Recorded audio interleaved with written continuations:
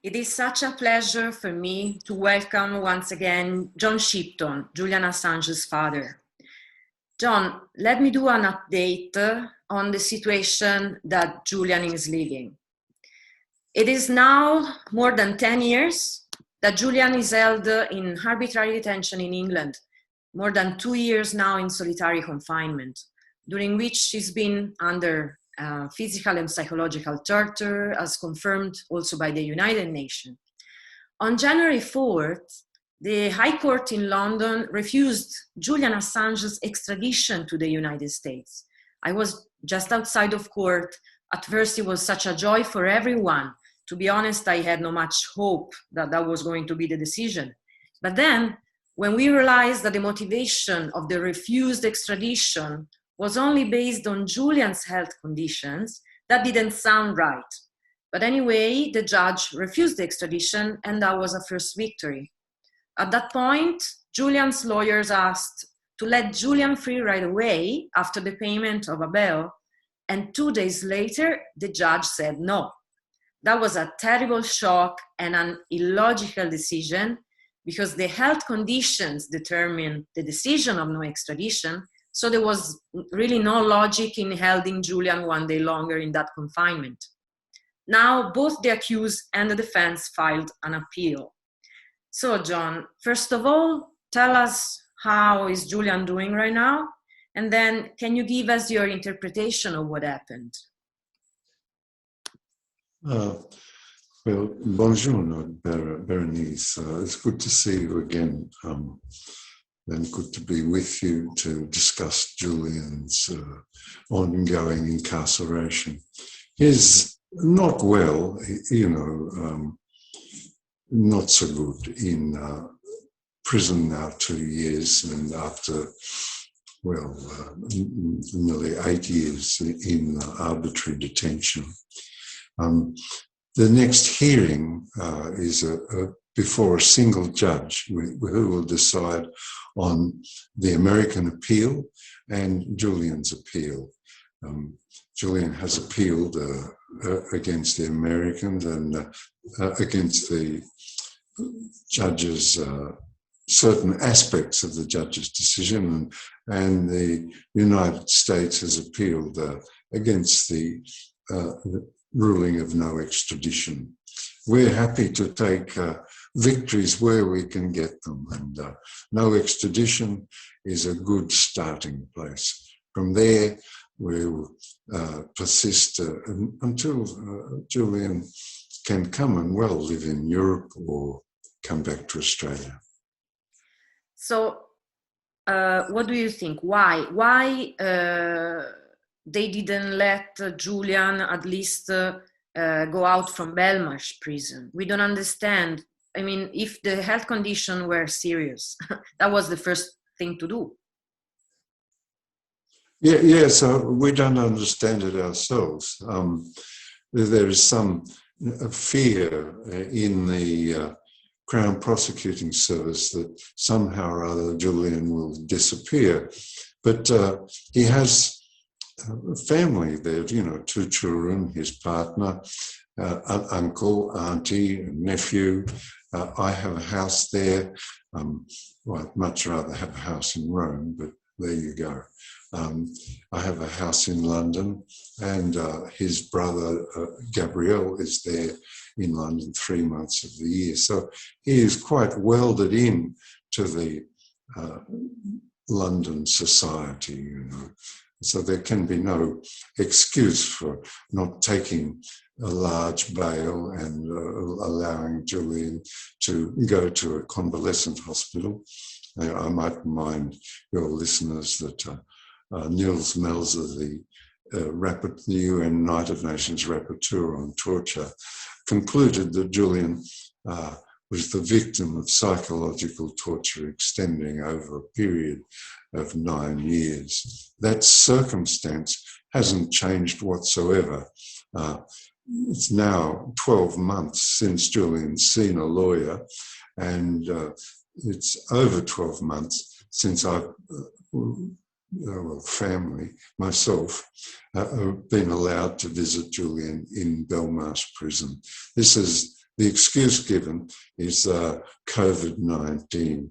In fact, it's probably a good excuse because the jail is rife with COVID-19 among the prisoners and among the staff.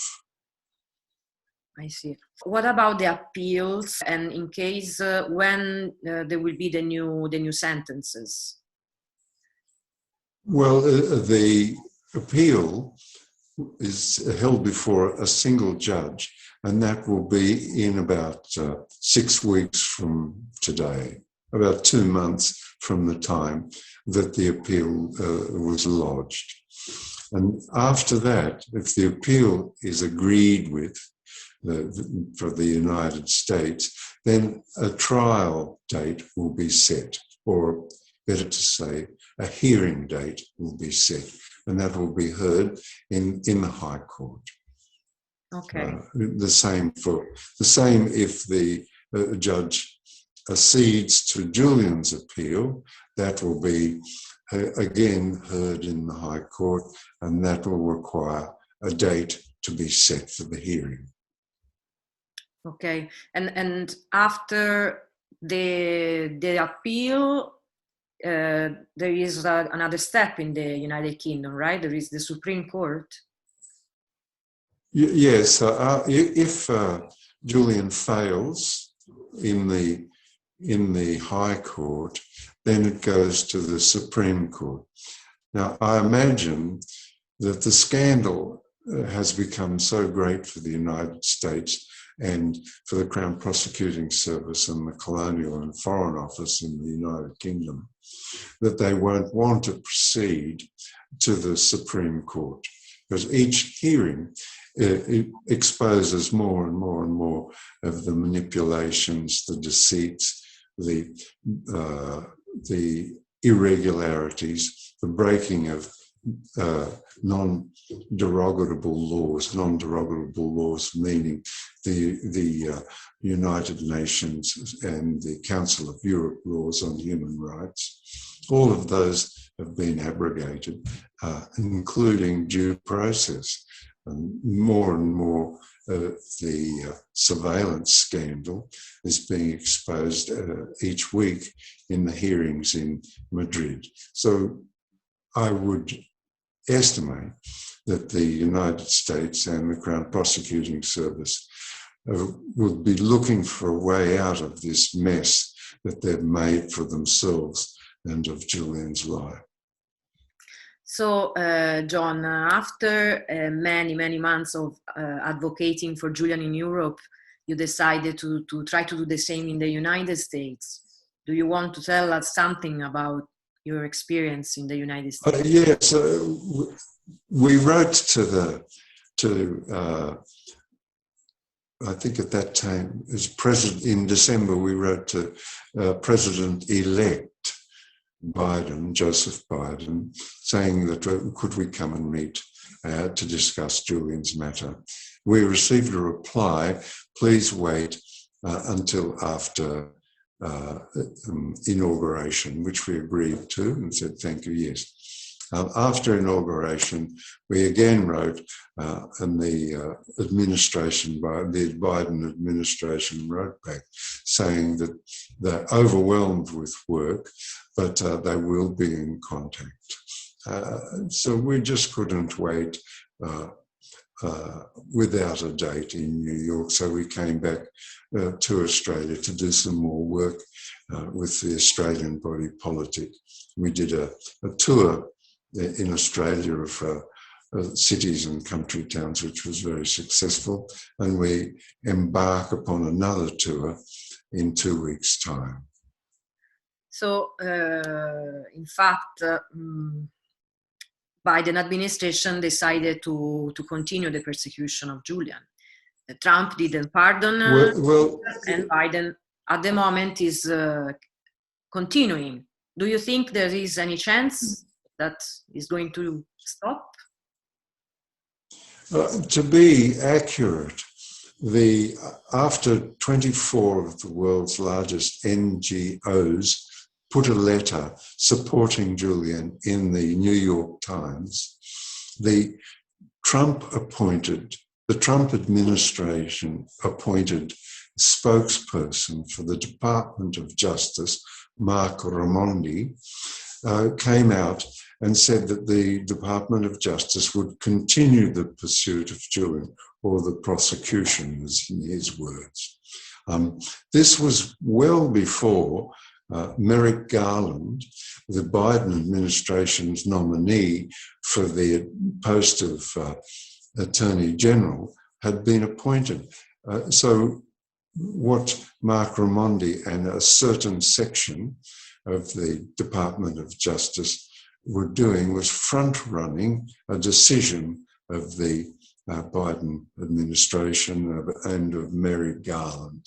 We shall see what the actuality is in the near future now that Merrick Garland's been approved of by the Senate and he's taking up his position. We shall see whether they will continue with this prosecution launched by the Trump administration, or whether the Biden administration, which I might remind you, the Obama-Biden administration did not want this prosecution because of the offence and embarrassment to the First Amendment of the United States Constitution. I see. So what about your Australian tour? And I think at the beginning, Australian government maybe was the one that was putting less attention on what was going on. So now something changed in your sensation?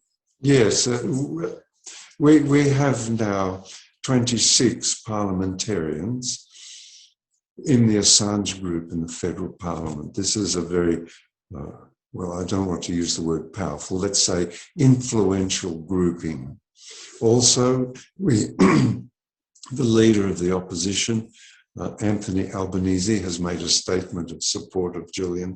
The opposition spokesperson, Mark Dreyfus, on Justice, the Shadow Attorney General, he's made a statement of support. The triannual meeting of the Australian Labor Party passed a motion of support. The Australian Labor Party is the second largest party in the Australian Parliament. Also, the Australian Council of Trade Unions have made a motion of support. So many councils, I think now it's 12 councils around Australia, have made motions of support of Julian. The movement in support of Julian in Australia is growing and is influential and firm in its determination that Julian must be returned to Australia. Your viewers may not be aware, but the current Australian government under Prime Minister Morrison, a Liberal National Party coalition, is a minority government. They don't have a majority in the Parliament. So they depend upon the votes of the independents. So this, again, gives us further strength and encouragement that the administration, the executive, will see better of their neutral position that they've taken in the past, or the acquiescence that they've taken in the past, and will actively contact the Biden administration and diplomatically work out a way to bring Julian home to us. This is a good news. Many people wonder that Julian has a sense of this worldwide growing support for his cause. More and more people, more associations and initiatives. Do you know if he has some consolation from this support? That is he able to follow what's going on?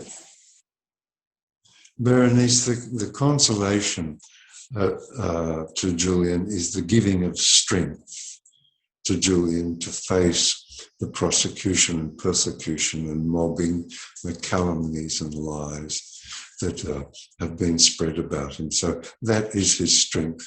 The French, Italian, and English and Australian contingents, we gather together outside of Belmarsh prison and yell and shout and make our presence known. And inside the prison, Julian can hear us, and that gives heart. Also, people write to Julian, and that gives heart as well.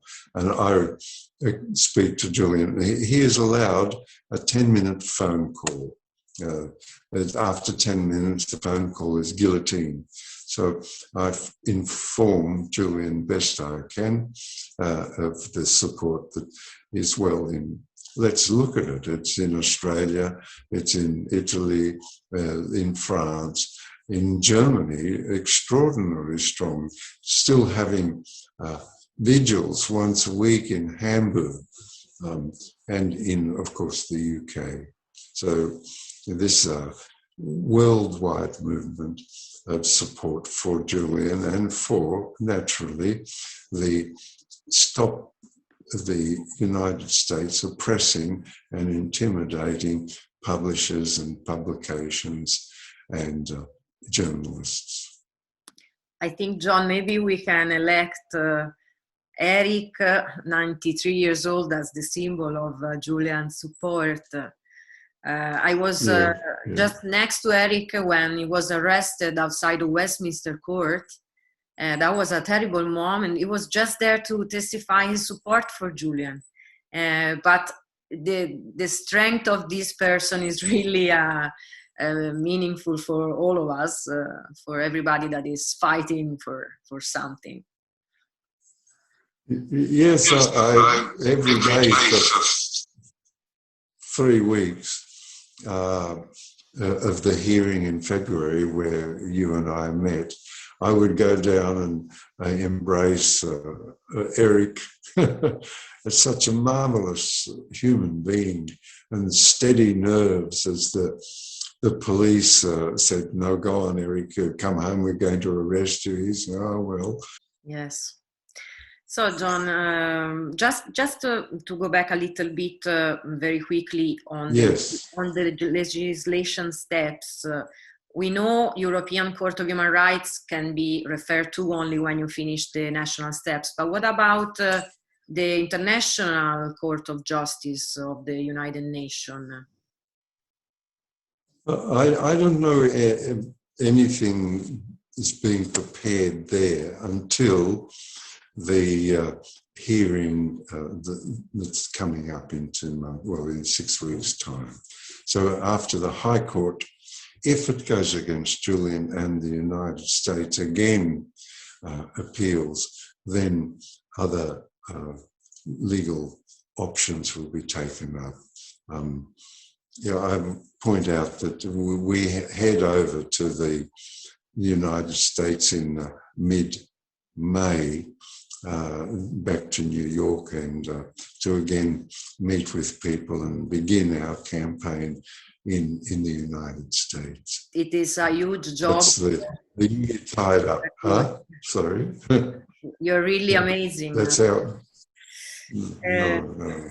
So, John, Julian at this point is the involuntary but undiscussed symbol of our times for the Western culture, of the biggest violation of our freedoms, biggest violation of liberty of journalists, and a complete violation of the rule of law, what in Italy we call Stato di diritto, so dear to our European countries and now so violated. We hardly conquer it in centuries, and now I wish I wish Italy and France and Germany and the other nations of Europe all strength, because the Council of Europe principally concerns itself with human rights, and is one of the great constructions of the 20th century, and the Human Rights Court, and of course the Universal Declaration of Human Rights in the United Nations. These are magnificent creations of the 20th century, and to see them ruined and lie in tatters, destroyed by, or not upheld, let's say they're not destroyed, not upheld vigorously by those states, those very states that created this magnificent structure, is very disappointing. So I wish Italy and France, Germany, and the other nations of the Council of Europe all strength for this coming year. So yes, we hope the same. And thank you so much, John, for your time. We will keep supporting Julian and consequently the fight for our freedom as much as we can. Thank you so much.